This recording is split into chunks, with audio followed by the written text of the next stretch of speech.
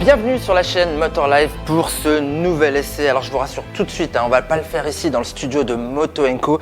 Il lui faut des grands espaces au trail Kawa. Ce sera pour plus tard. En fait, je me suis installé ici pour vous parler des spécificités de ce nouveau modèle S entre l'entrée de gamme que j'avais essayé face au Vestrom 1050 XT et le haut de gamme SE aux suspensions électroniques. Alors l'entrée de gamme à 13 599 € n'est plus disponible.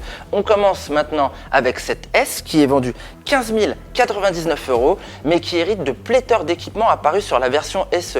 Alors ça commence par l'écran TFT qui est connecté sur lequel vous allez pouvoir voir apparaître les nouveaux modes de conduite. Il y en a 4, Sport, Road et Rain, et un Rider qui est entièrement paramétrable. Enfin entièrement paramétrable. On peut paramétrer la réponse moteur, full, low, ou on peut déconnecter l'anti-patinage. Tout ça, anti-patinage, ABS et les modes de conduite sont là grâce à la centrale inertielle.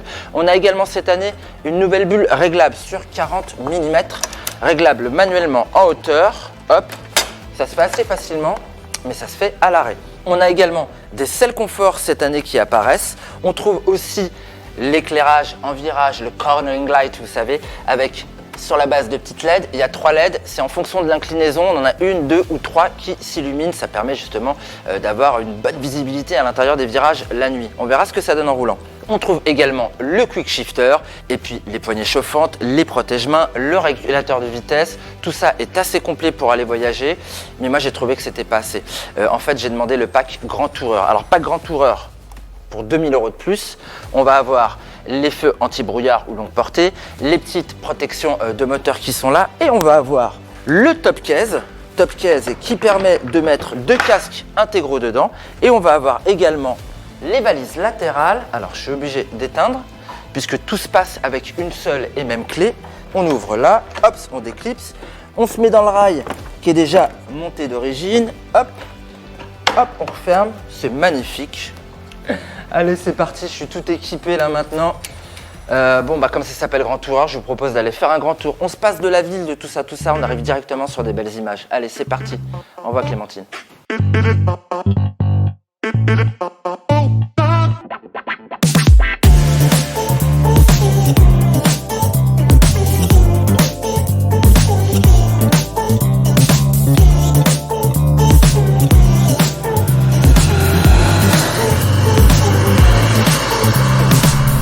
Bon alors Kawa, la classe dans sa famille des trails, mais c'est pas vraiment un trail. Il y a 150 mm de garde-sol, 150 mm de débattement à l'avant, 152 à l'arrière, c'est pas assez.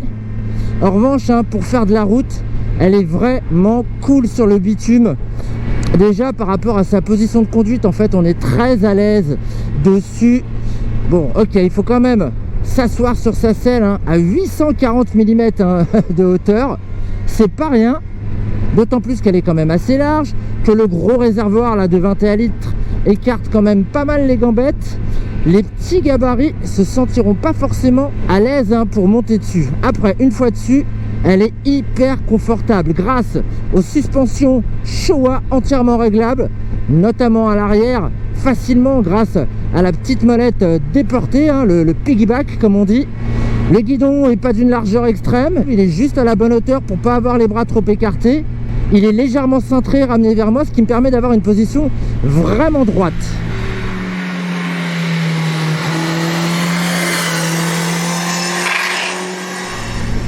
J'ai les jambes un petit peu repliées quand même, et puis un petit peu vers l'arrière.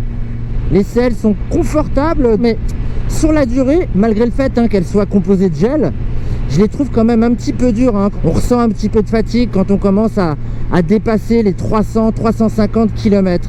Et on le fait assez facilement avec un plein. Moi, j'ai une conso de 6,3 sur ma moyenne. Avec la selle passager, j'ai aussi un petit retour là dans le bas du dos qui est fort agréable pour mon maintien. Bon, voilà, ça c'est mon point de vue du pilote. Et toi, Clem, t'en penses quoi, le point de vue de la passagère? Alors je te rejoins totalement sur le fait que pour les plus petits gabarits, il faudra profiter des valises pour y stocker un petit escabeau. En tant que passagère, c'est tout de même une gymnastique. La selle en elle-même paraît plutôt moelleuse de prime abord, mais assez vite, j'ai eu le même ressenti que toi quant à sa dureté. En revanche, la position des jambes, elle, est parfaite, ni trop haute, ni trop en arrière, et par conséquent, pas de crampes fulgurantes au milieu du voyage.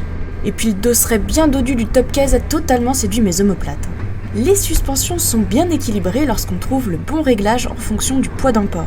Quant à la protection, moi qui la trouvais large de l'avant au premier coup d'œil, maintenant que je suis dessus, je me dis que c'est finalement une bonne chose parce qu'on a les gambettes bien à l'abri.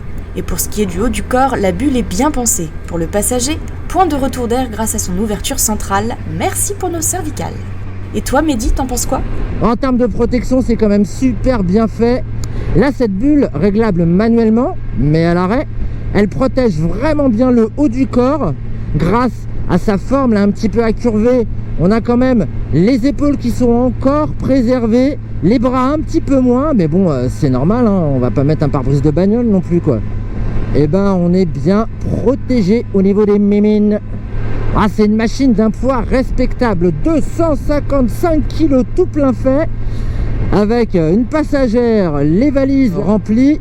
Bon, on est un petit peu sur des œufs quand on fait demi-tour, mais ça va, il y a un bon rayon de braquage. Je trouve que le centre de gravité est un petit peu haut, faut quand même rester méfiant. Ah, cette voyageuse, elle se fait remarquer par sa douceur. Douceur du moteur en particulier, version Euro 5. Je trouve qu'il a perdu un petit peu de niaque, moi, sur les bas régimes et les mi-régimes. En revanche, il a conservé toute sa souplesse.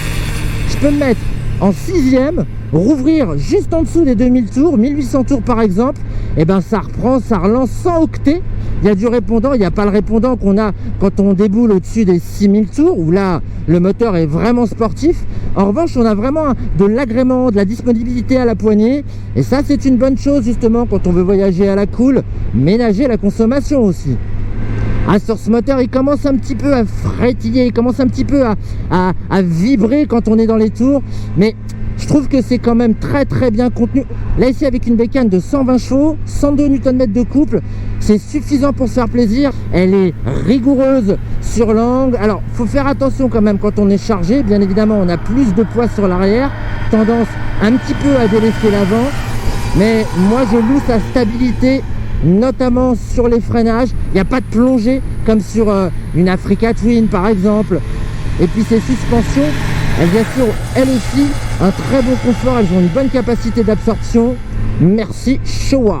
Bon, elle n'est pas d'une agilité phénoménale. En fait, tout est assez progressif. Freinage redoutable, très facilement dosable. Bon feeling aussi au niveau de la pédale à l'arrière. Ça, j'aime bien. Et puis c'est plutôt bien paramétré entre les pneus et l'ABS. Le trail 4 cylindres façon Kawasaki, il est vraiment versatile, hein, c'est vraiment Versys, hein, c'est la polyvalence absolue. En mode sport, il est franchement amusant, hein, on s'éclate avec ce moteur dans les tours. Et on joue sur cette nouvelle version avec l'équipement maintenant proposé de série qui est le Quick Shifter. Ici sur ce trail, certains vont dire ça sert à rien. Maintenant je suis pas d'accord parce qu'il fonctionne hyper bien dès les 3000 tours, il n'y a pas de coupure et du coup c'est hyper reposant. Comme cet élément de confort, on en a parlé également, le régulateur de vitesse, mais je suis pas fan du système Kawa parce qu'en fait on peut pas avancer pas à pas en faisant une petite touche sur le plus ou le moins, il faut rester le doigt enfoncé, ça manque un petit peu de précision.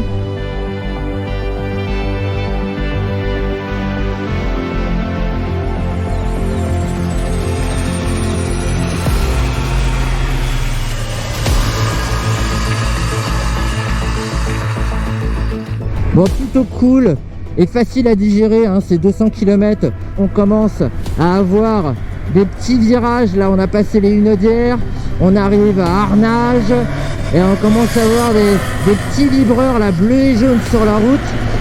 Ça sent la piste, ça sent la piste. Et ben voilà, justement, on y arrive.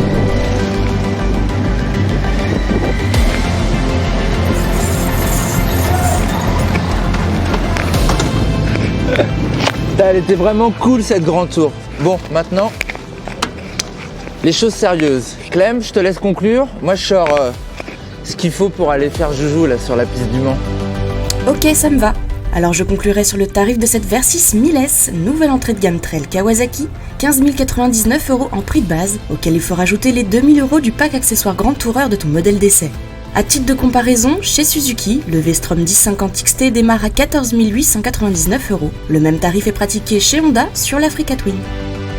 Allez, on te laisse te préparer. Et n'oublie pas la dorsale pour ton prochain essai Kawasaki, la nouvelle ZX-10R.